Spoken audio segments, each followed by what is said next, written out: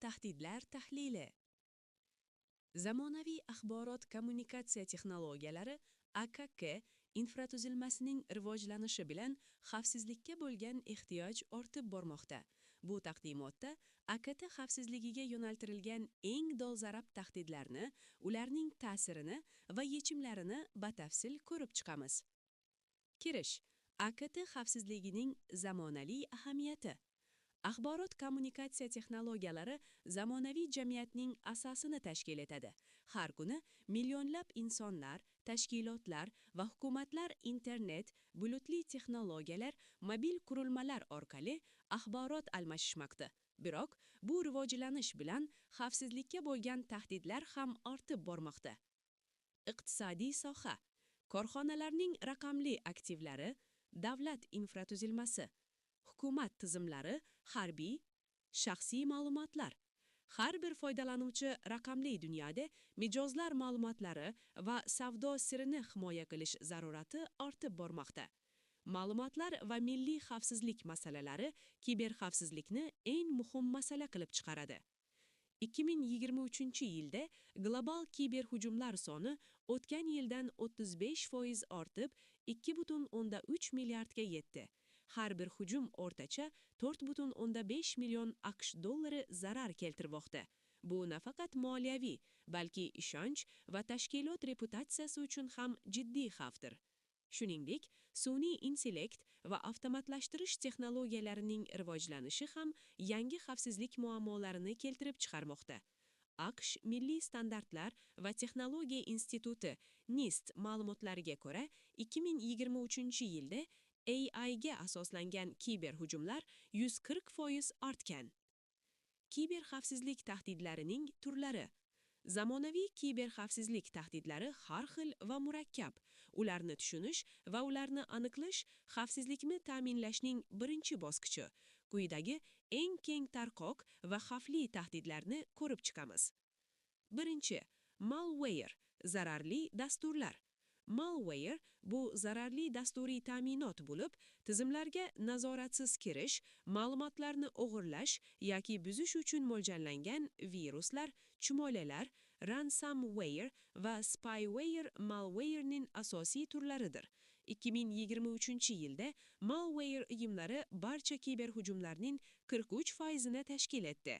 Viruslar boshqa dasturlarga yopishib, o'z-o'zidan ko'payadi.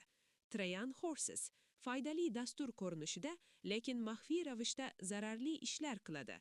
Ransomware ma'lumotlarni shifrlab, qayta tiklash uchun mablag' talab qiladi. Ikkinchi, phishing hujumlari. Phishing bu foydalanuvchilarni o'zaro ma'lumot almashishga majburlash uchun ishlatiladigan soxta elektron pochta xatlari yoki veb sahifalar. Hakerlar bank, ijtimoiy tarmoqlar yoki boshqa xizmat ko'rsatuvchilarning rasmiy tashqi ko'rinishini takrorlaydi. 2023-yilda phishing hujumlari orqali 3,4 milliard hisob yozumlari o'g'irlangan. Email phishing, soxta elektron pochta xatlari orqali ma'lumot olish. Spear phishing, aniq bir shaxsga yo'naltirilgan maxsus hujum. Vishing, telefon qo'ng'iroqlari orqali ma'lumot olish. Uchinchi, DOS va DDoS hujumlari. DOS, Denial of Service va DDoS, Distributed Denial of Service hujumlari tizimni aqlli so'rovlardan o'tkazib yuborish orqali xizmatni to'xtatishga qaratilgan. Bunday hujumlar saytga kirishni blokirovka qiladi. Bu esa korxonaga moliyaviy zarar keltiradi. 2023-yilda eng katta DDoS hujum 398 million so'rovni o'z ichiga olgan. Ma'lumotlar buzilishi va maxfiylik yo'qolishi. Ma'lumotlar buzilishi bu kiberxavfsizlikning eng jiddiy oqibatlari bo'lib, tashkilotlar va shaxslar uchun jiddiy moliyaviy, qonuniy va ma'naviy oqibatlarga olib keladi. Har yili millionlab odamlarning shaxsiy ma'lumotlari o'g'irlanadi yoki oshkor etiladi. 4,45 million AQSh dollari. O'rtacha zarar bitta ma'lumotlar buzilishi boshidan kechirgan. Ma'lumotlar buzilishining asosiy sabablari: texnik muammolar, zaif dasturiy ta'minot tizimlari va tuzilmalar, o'rnatilmagan xavfsizlik yangiliklari va patchlar, noto'g'ri so'zlangan xavfsizlik sozlamalari, kifoya kalitlarning oshkor etilishi, ma'lumotlarga nazoratsiz kirish. 277 kun. Davomiylik, ma'lumotlar buzilishini aniqlash va bartaraf etish. Odamiy omil, xodimlarning xavfsizlik qoidalariga rioya qilmaganligi, zaif parollar va ularni boshqalar bilan bo'lishish, phishing xatlariga ishonch, shaxsiy qurilmalarni ish maqsadida ishlatish, ma'lumotlarni noto'g'ri saqlash va uzatish. Ma'lumotlar buzilishining eng katta oqibatlari orasida mijozlar ishonchini yo'qotish, 60% foydalanuvchi xizmat ko'rsatuvchini o'zgartiradi, qonuniy javobgarlik va jarimalar, GDPR bo'yicha 20 million yevrogacha, tashkilot reputatsiyasining pasayishi va moliyaviy zararlar mavjud. Bulutli texnologiyalar xavfsizligi masalalari. Bulutli texnologiyalar zamonaviy biznesning asosiy infratuzilmasi bo'lib, katta ma'lumotlar hajmini saqlash, qayta ishlash va ulaqishga imkoniyat beradi. Biroq bu texnologiyalar ham o'ziga xos xavfsizlik muammolarini keltirib chiqaradi. Bulut infratuzilmasi xavfsizligi. Bo'lingan mas'uliyatli modeli. Bulut provayderi tomonidan taqdim etiladigan infratuzilma xavfsizligi, serverlar, tarmoqlar va DClarni himoya qilish. AWS, Azure va Google Cloud kabi yetakchi provayderlar yuqori xavfsizlik standartlariga ega bo'lsa-da, foydalanuvchi ham o'z ma'lumotlarini, dasturlari va kirishni boshqarish uchun javobgardir. Ko'pincha foydalanuvchilar bu chegarani tushunmaydi. Bulut xavfsizligi uchun asosiy chora-tadbirlar: ma'lumotlarni shifrlash, kirishga boshqarish va kimligini tasdiqlash, ko'p bosqichli autentifikatsiya, minimal huquq prinsipi va ro'yxatga olish tizimlari, xavfsizlik monitoringi va audit, sozlamalarning noto'g'riligi. Bulut xavfsizligidagi eng keng tarqoq muammo noto'g'ri sozlanish, ochiq ma'lumotlar bazalari, zaif kirish ma'lumotlari, nazoratsiz kirish huquqlari va shaxsiy ma'lumotlarni himoya qilmaydigan sozlamalar. 2023-yilda bulut xavfli holatlar 80% sozlanishlarning noto'g'riligiga bog'liq. Ma'lumotlarni o'tkazish va saqlash paytiga shifrlash, kalitlarni xavfsiz boshqarish, konfiguratsiya boshqarimi, EAC orqali standartlashtirilgan xavfsiz sozlamalar. Mobil qurilmalar va IoT xavfsizligi masalalari. Mobil qurilmalar va Internet of Things texnologiyalari kundalik hayotimizning ajralmas qismiga aylandi. Telefonlar, planshetlar, aqlli soatlar, uy avtomatlashtirish tizimlari, meditsina qurilmalari barchasi internetga ulangan va xavfsizlikka tahdid tug'diradi. IoT qurilmalar, uy avtomatlashtirish, aqlli sensorlar, Industry IoT, shahar infratuzilmasi, mobil qurilmalar, Android va iOS platformalari, mobil ilovalar, mobil ma'lumotlar uzatish va ulanish texnologiyalari, Wi-Fi, Bluetooth, Zigbee, Z-Wave va boshqa simsiz texnologiyalar. Mobil va IoT xavfsizligining asosiy muammolari: zaifliklar, eski operatsion tizim versiyalari, noto'g'ri sozlangan ilovalar, zaif parollar va autentifikatsiya, nazoratsiz kirish. Ma'lumotlar xavfsizligi, ma'lumotlarni shifrlamay saqlash, noto'g'ri ma'lumotlarni uzatish, shaxsiy ma'lumotlarni o'zlashtirish, geolokatsiya ma'lumotlari, fizik xavf, qurilmani yo'qotish, o'g'irlanish, noto'g'ri foydalanish, fizik kirish.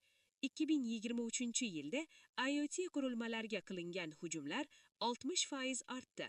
Eng xavfli IoT qurilmalar, uy avtomatlashtirish tizimlari, IP kameralar, uy tezyorliklari va aqlli uy quvvat tizimlari mavjud. Mobil ilovalarda ham ko'plab xavfsizlik zaifliklari mavjud. 2023-yilda tekshirilgan mobil ilovalarning 73% xavfsizlik zaifliklariga ega edi. Inson omili, zaif parollar va ijtimoiy injiniring. Kiber xavfsizlikning eng katta zaifligi insondir. Texnik xavfsizlik choralarini qo'llagan hamda bo'lsa, odamlar xavfsizlik qoidalariga rioya qilmaganligi tufayli hujumlar muvaffaqiyatli bo'ladi. Ijtimoiy injiniring bu inson psixologiyasidan foydalanib ma'lumotlarni olish usulidir. Zaif parollar muammosi. Odamlar oson eslab qolish uchun sodda parollardan foydalanadi. 1 2 3 4 5 password KVRTY. Bir xil parolni ko'plab hisoblarda ishlatish ham keng tarqoq. 2023-yilda foydalanuvchilarning 65% bir xil parolni 5 va undan ortiq hisoblarda ishlatgan.